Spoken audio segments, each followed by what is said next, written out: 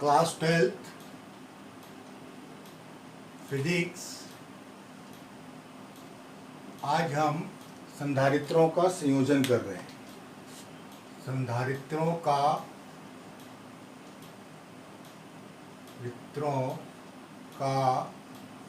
संयोजन नंबर 1 है श्रेणी संयोजन। इस श्रेणी संयोजन को करने के लिए मैंने यहाँ पर देखिए 3 संधारित्र लिया है। ये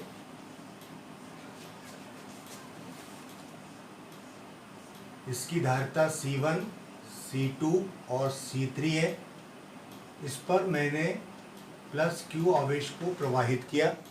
जैसे ही मैं यहाँ पर करता हूँ तो प्लस Q इधर पे आ जाता है, माइनस Q इधर पे आ जाता है। इस पे आया हुआ प्लस Q इस पे ट्रांसफर हो जाता है, माइनस Q इधर आ जाता है। फिर प्लस Q इस पे आ जाता है, माइनस Q इस पे आ जाता है और लास्ट वाले संधारित्र को मैं अर्थ के साथ कनेक्ट कर देता हूँ। ठीक, इसके बीच का विभवांतर मैंने V1 मान लिया, इसको V2 मान लिया और यहाँ पर मैंने V3 मान लिया। इसके तुल्य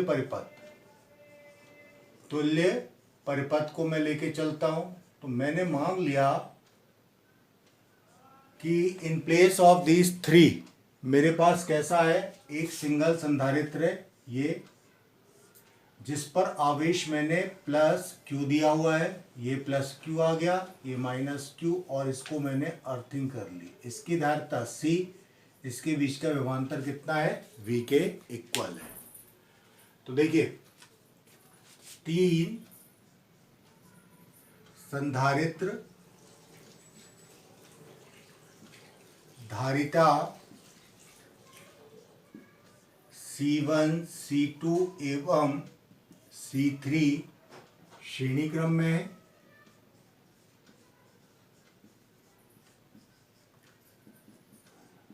एवं तुल्य धारिता C है। ठीक, तो ये तुल्य धारिता यहां पर कितनी है, C है। आवेश सब में बराबर आते हैं, इसलिए कुल विभवांतर, अब आपको मालूम है विभवांतर कैसी क्वांटिटी है, सदिश राशि, अदिश राशि है। अदिश राशि होने के कारण विभवांतर V1, V2 और V3 का क्या हो जाएगा, योग हो जाएगा। तो मैं यहाँ पर क्या करता हूँ, V equal to V1 plus V2 plus V3 लेके चलता हूँ। आपको मालूम है Q इक्वल टू कितना आता है, CV, इसलिए V equal to Q upon C, इसको समीकरण नंबर 1 कर दो। ठीक, इसलिए V1 Q अपॉन C1, क्योंकि आवेश सब में कैसा है, बराबर। V2 equal to Q upon C2, V3 equal to Q upon C3। तो आपके पास देखिए समीकरण 2 से मान 1 में रख दीजिए, समीकरण 2 से मान 1 में रखने पर ये पूरे मान रख दीजिए। तो V की जगह Q अपॉन C, V1 की जगह Q upon C1, Q upon C2, Q upon C3, इसलिए 1 upon C equal to 1 upon C1 plus 1 upon C2 plus 1 upon C3 आ जाता है। इसका मतलब है धारिता संधारित्रों की कैसी हो जाती है, कम होती जाती है। ठीक है, सभी छात्र इसको देखो बेटा। दूसरा है संधारित्रों का समांतर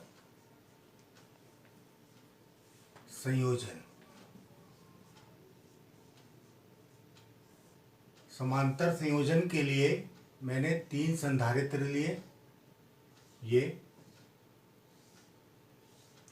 इसकी धारिता C1, इसकी धारिता C2, इसकी धारिता C3 है। अब कंडीशन क्या है, जब अगर ये समांतर क्रम में है तो मेरे पास ये सब एक ही पॉइंट पर कनेक्टेड होते हैं।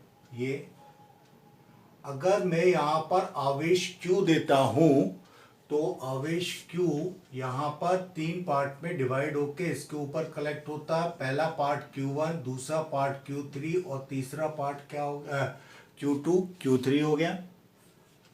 इसको मैं अर्थिंग कर देता हूँ। ये इस पे मेरे पास प्लस Q1 और इस पे माइनस Q1, और ये प्लस Q1 अर्थ में चले गए। ऐसे यहाँ पर प्लस Q2, यहाँ पर माइनस Q2 आ जाएगा। ऐसे यहाँ पर प्लस Q3, यहाँ पर माइनस Q3 आएगा, और प्लस Q3 मिलके कहाँ चले जाएंगे, अर्थ के अंदर चले जाएंगे। अब चूंकि ये एक ही पॉइंट से कनेक्टेड है, इस पॉइंट को मैं A कर देता हूं, इस पॉइंट को B कर देता हूं, और इनके बीच का विभवांतर मैं क्या मान लेता हूं, V मान लेता हूं। चूंकि विभवांतर समांतर क्रम में इक्वल होता है, इसलिए A और B के बीच का विभवांतर यहाँ पर क्या हो गया, B हो गया। मैं यहाँ पर तुल्य परिपथ बना लेता हूं, तुल्य परिपथ। इस तुल्य परिपथ में क्या हो गया, आपके पास ये संधारित्र C हो गया, आवेश Q आ रहा है, विभवांतर V है, और ये अर्थिंग में चले गए। ठीक है, तो मेरे पास क्या आ गया, तीन संधारित्र C1, C2 एवं C3 समांतर क्रम में है, समांतर क्रम में है, जिनकी तुल्य धारिता C है। इन तीन की जगह मैंने क्या कर दिया, एक संधारित्र C लगा दिया। किस बिंदु पर, बिंदु A और बिंदु B पर। ठीक, एवं विभवांतर V है। ठीक, विभवांतर V है। तो आपको मालूम है कि अगर मैं इसको, ये कॉन्सेप्ट को जानता हूं संधारित्र के सिद्धांत से, Q इक्वल टू कितना आता है, CV, इसलिए कैसा आ जाएगा, Q1 इक्वल टू C1V, सबका विभवांतर इक्वल होगा। Q2 equal to C2V, Q3 equal to C3V। क्योंकि Q इक्वल टू कितना होगा, Q1 plus Q2 plus Q3, इन सब की वैल्यू आप रख दीजिए। तो Q इक्वल टू कितना आ गया, CV।